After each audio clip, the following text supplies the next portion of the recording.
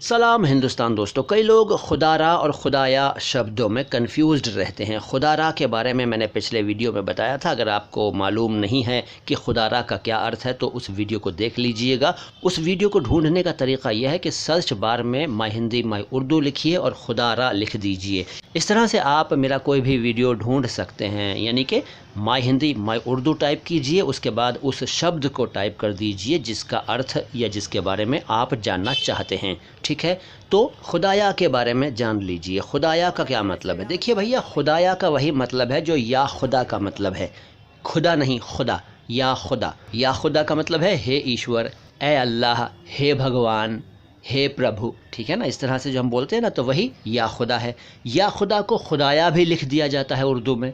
तो खुदाया और या खुदा एक ही बात है। ये छोटा सा वीडियो कैसा लगा कमेंट बॉक्स में बता दीजिए। हमारे वीडियोस खुद भी देखिए, दूसरों को भी दिखाइए। देखते रहिए माय हिंदी माय उर्दू। मैं मोइन शम्सी हूँ। सलाम हिंदुस्तान।